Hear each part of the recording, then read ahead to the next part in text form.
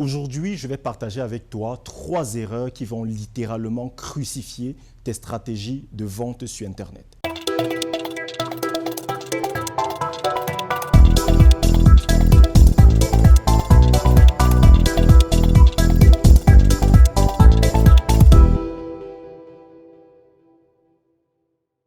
Lorsque un client tombe sur votre publication ou vous lui vendez quelque chose, voici la première erreur que l'on commet souvent, le branding.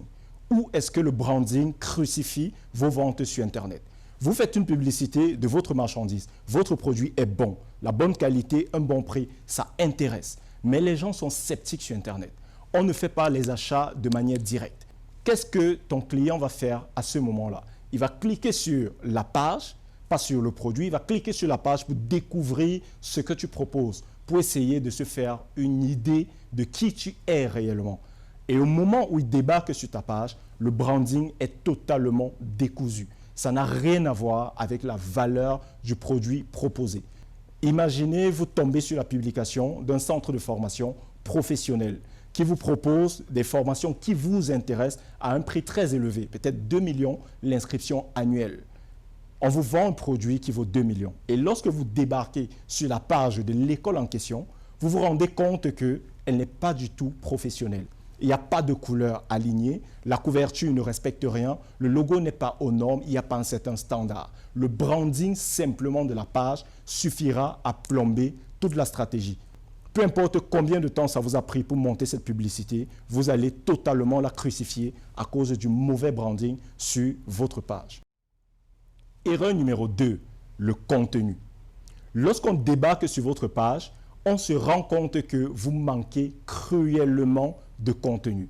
Le contenu n'est pas nécessairement celui qui visera à vendre de manière directe. Mais lorsqu'on arrive sur la page d'une école, par exemple, on s'attend à voir une certaine quantité de contenu, une certaine fréquence, une certaine régularité pour rassurer le client de ce que vous êtes effectivement présent. Mais aujourd'hui, lorsqu'on arrive sur ta page, on se rend compte que la dernière publication date d'il y a 2 ans. Honnêtement, est-ce que j'irais dépenser 500 000 ou même 50 000 sur une page où le propriétaire était présent il y a 2 ans? Ça sent l'arnaque, ça ne rassure pas. L'absence de contenu va plomber votre stratégie. Même si vous avez eu un arrivage et que vous avez des produits de qualité, si vous vendez ça sur une page qui ne vit pas, vous allez vous-même tuer toutes vos ventes. Pas de fréquence, pas d'irrégularité, pas de contenu de qualité. Essayez de travailler là-dessus. Une autre erreur concernant le contenu, c'est la diversification du contenu. Ne soyez pas trop diversifié. C'est inadmissible que sur une page qui vend des vêtements pour enfants, par exemple, 80% du contenu n'appartienne pas à la page. 80% du contenu, c'est du contenu repartagé. Ou alors on arrive sur une page d'entreprise, une page business, une page qui est supposée créer de la valeur pour ses clients.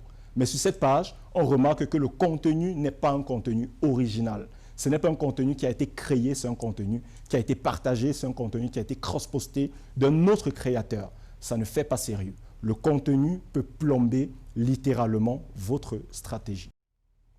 Troisième erreur que vous commettez généralement lorsque vous essayez de vendre sur Internet, la présence. La présence. C'est quoi la présence?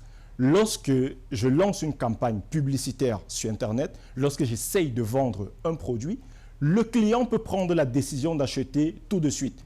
Il peut prendre la décision après 3 jours, il peut prendre la décision après 1 mois. Pendant ce temps, qu'est-ce que l'internaute fait? Qu'est-ce que ton prospect ou ton futur client fait? Il ira sur une autre plateforme, LinkedIn par exemple. OK, regardons ce que cette école propose. Essayons de lire leur histoire. Est-ce qu'ils sont présents sur LinkedIn? Non, vous n'y êtes pas. Quels sont les formateurs? Est-ce qu'on peut les retrouver facilement? Est-ce qu'on peut plonger à l'intérieur de leur vie? Est-ce qu'on les trouve sur Instagram? Non, vous n'êtes pas présent. Lorsqu'on se rend sur Google pour taper une recherche concernant votre entreprise, est-ce que vous êtes présent sur la carte? Non.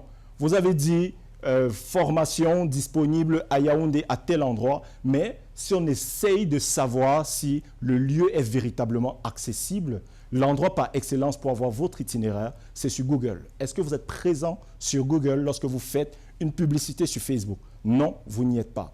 la présence ou l'absence de présence peut également plomber votre stratégie. Le mois passé, j'accompagnais une école dans son lancement. Quand je suis arrivé, tout le monde était bouleversé. Il faut faire des banderoles, il faut faire ci, on va imprimer des flyers, on va partir partager cela. Non, je leur ai dit, ce n'est pas du tout prioritaire. La banderole aujourd'hui représente quelque chose d'utile, mais pas très pertinent dans le monde dans lequel nous évoluons aujourd'hui. La banderole seule ne peut pas suffire à vous faire atteindre vos objectifs. Pourquoi? Parce que la banderole est limitée au nombre de personnes qui passent devant elle par jour. Si vous avez placé votre banderole sur une route qui accueille 100 personnes par jour ou par heure, vous ne pouvez jamais dépasser cet effectif-là. Et vous n'avez aucune information sur les personnes qui regardent votre banderole. Est-ce qu'ils sont de la ville? Est-ce qu'ils sont du quartier? Est-ce qu'ils recherchent une école? Vous ne pouvez pas le savoir. Par contre, avec cette école, nous avons plutôt travaillé sur leur référencement sur Internet, de sorte que les résultats de recherche affichent en priorité cette école-là. Aujourd'hui, les millions de parents qui recherchent la meilleure école pour leur enfant dans leur ville tombent systématiquement sur cette école-là. Cette simple stratégie, moins coûteuse, a permis de multiplier le résultat par 5.